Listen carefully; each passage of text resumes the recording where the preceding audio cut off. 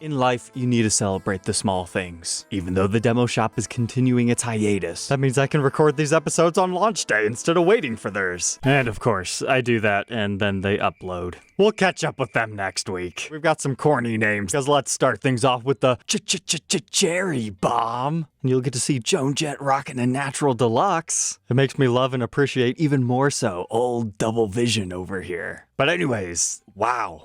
That is a striking red top. And I say top because do you notice along the edge it's still natural, but it's a really dark natural, but they've let the paint hang over the edge just a little bit, almost acting as a red binding, but that is a super red gloss that is not see-through at all. Oh, and yeah, we've got these dual racing stripes coming up here with the blindingly white plastics on this thing. Fretboard itself is like super dark, and they've adorned it with golden tuners with the small junior style buttons, although we still have the mother of pearl Gibson logos. And of course they're gonna match the truss rod cover with the rest of the plastics. And you'll also see that exact same phenomenon on the back. The wood grain's really nice and even. There's not a bunch of streakages or swirls, which are cool in their own right. But generally I refer to wood grain and even colorations like this as being slightly fuzzy. It reminds me of a friendly warm brown bear from a cartoon or something.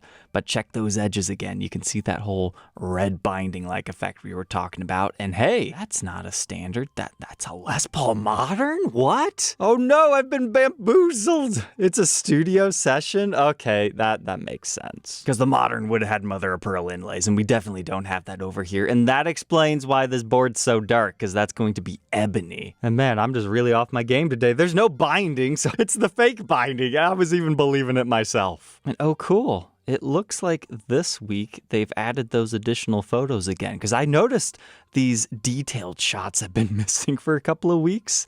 But look, that's not even just red. It's got some like yellow splatter within it. And then at first I thought there was a little black pinstripe right here, but I think that might just be the crossover point between the two colors that makes it darker. But that one was $2,500, whereas our next one's $3,200, and this was such a missed opportunity. Tyrannosaurus rock.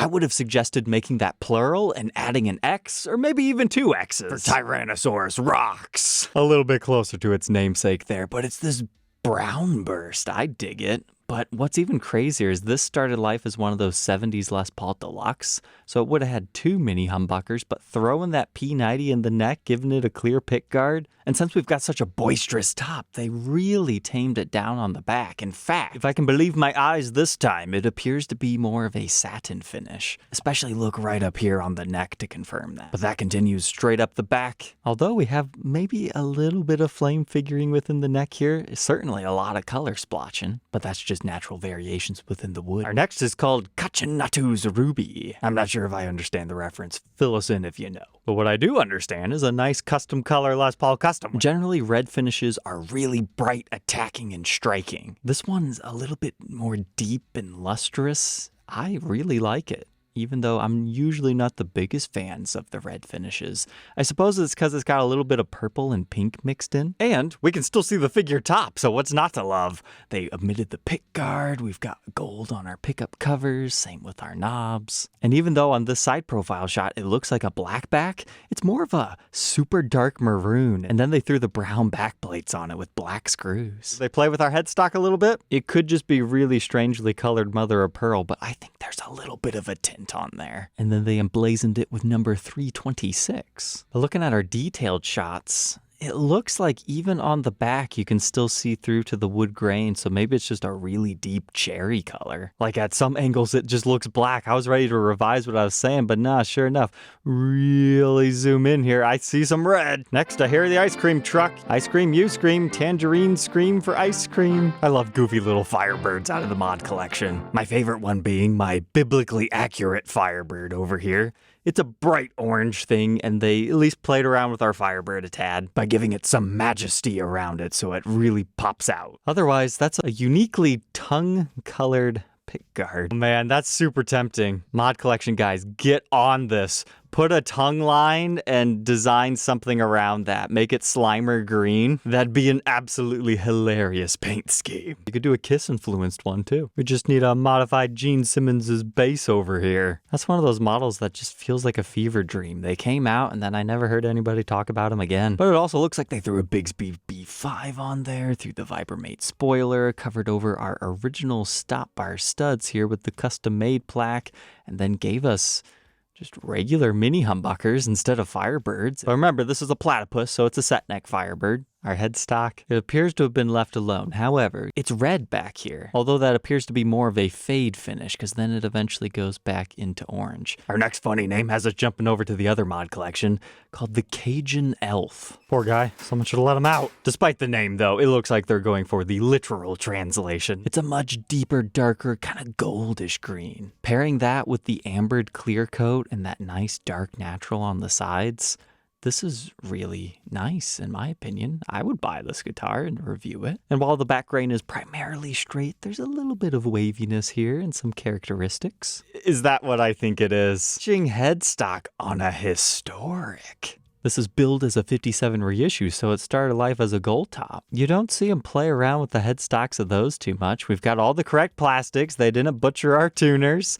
They even took the time to nice and scrape that off so we can still see the Hollywood. Yeah, that's a winner. Great job, EU Mod Collection. They also had the Metamorphrog. That's just silly. It's similar, but more of like a swampy gas green color that they then decide to put these really green knobs on. And here's the beautiful thing. If you don't like the whole frog thing, you could always swap those knobs out. But like our previous ones, we get our natural back with the ebony back plates. Ebony plastic, that is, not wooden. And otherwise, no Les Paul model silkscreen is the only modification I see over here. Looking at these two photos together, I would love to see the mod collection toy around with changing out inlays. But Gibson could always just like spray a different color lacquer over that to spice it up as well. The only time I'm aware of Gibson doing that is on the Tony Iommi Monkey SGs as far as a production run, and then one single mod collection called Bigger Red. It's an ES335. Everything else was satin, but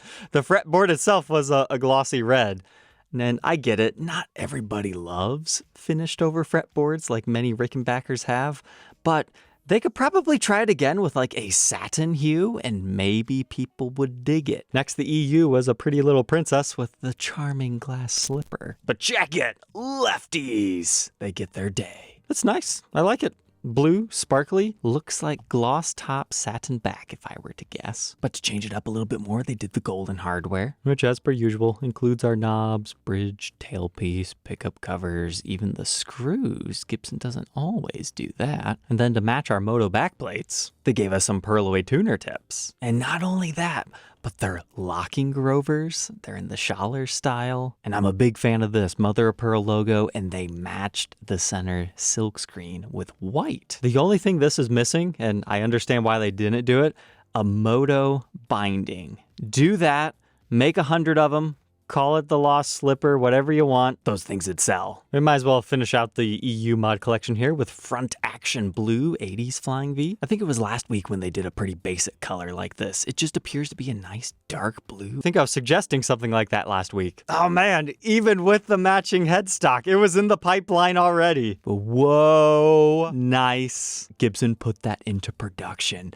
It's got the pinstriped line around it. I don't know about it ending off the edge of the headstock there. I would have loved to have seen it continue around. However, this is one of those few times where I think a decal Gibson logo would actually look even better than a pearl one. That's great, and in case you missed it, we also had pinstriping on the front. I only noticed this little whoopity-woo over here, which I don't like how that doesn't line up.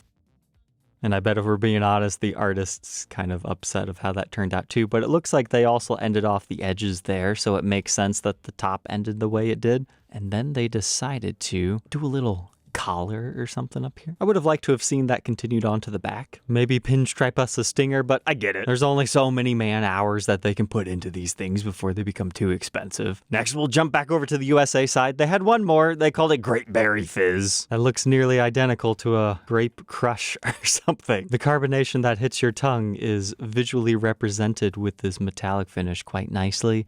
and then you get the creamy binding matching with your creamy plastics, and then you get the sharp spike of the red back and sides. But will they put the purple stinger is the real question. Nope. Not this time, just red. And now to our last three. We got Orange Punch over here. It's more of a faded cherry sunburst, really heavy on the red. Then they just went to the straight red back with the Moto back plates. Opted to make it look like a late model Les Paul Tribute with the natural neck, even removing our Les Paul model silkscreen. But that is indeed a 2025 standard of the 60s neck variety. Next, we had a special in what they called Raw Emerald. It's not too crazy and out there. It's just a new kind of tealish turquoise. And I guess now that I think about it, I think a brand new special is what, $1,600? And this one is a satin finish. So that's how you get away with only a $400 premium. So not the best deal, but not the worst we've seen. It's probably about your only chance outside of doing a custom order. So I have no doubt that this one will eventually sell. And the last one for tonight's recap, they called it Burnished Copper for $33 on a 50 standard. Reminds me of that other one we were just looking at, just a little bit more dialed back. The Copper Burst is a perimeter burst style. It's a bit of a lighter orange hue here. I think this one looks nice as well. I'd like to see some sort of a Copper Burst come into production. The continuation of the cream plastics everywhere. How many times can this crazy internet guy say that in an episode? As well as they left the back natural. And don't forget the timeless classic, the rest was left the same. All right, Troglodytes, I hope you enjoyed, and we'll catch you tomorrow on the next one. Take care.